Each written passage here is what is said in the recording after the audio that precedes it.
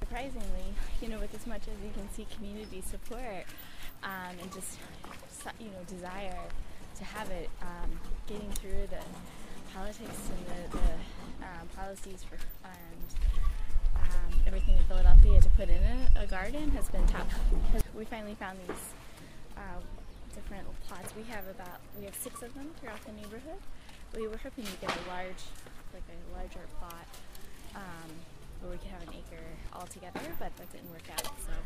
So we're really thrilled to have these spots. We wanted to do this because a lot of the refugees come from agrarian backgrounds, and they were farmers in their home country. And even if they weren't farmers, they had would grow the ingredients that they would have to grow with lawn beans and such that you can't find here and purchase here. And they're all living in South Philly, in this concrete jungle, and it was something new to them. So even if they weren't farmers, they were living in this very green area.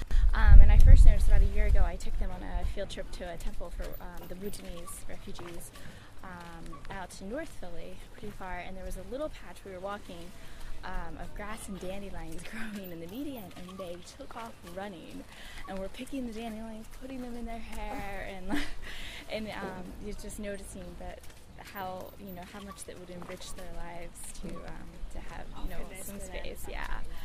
Yeah, and that was one of the things. And then the other part we started, we have a partnership with Jefferson Family Health, and we were finding a lot of those were from leafy greens.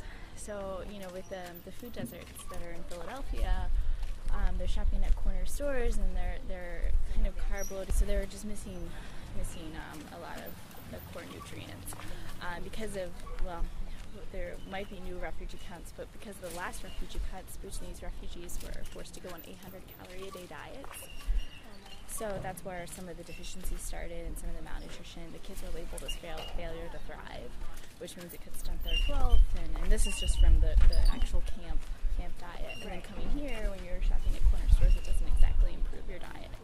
So this was the second part of wanting to do this. And then the third is, as refugees come, the kids go to school, the parents immediately go to work, and then the elders kind of stay at home, and they feel isolated. And because of, there might be new refugee cuts, but because of the last refugee cuts, Burmese refugees were forced to go on 800 calorie a day diets. So that's where some of the deficiencies started and some of the malnutrition. To be in their country, the elders are, highly respected and most contributing to the family.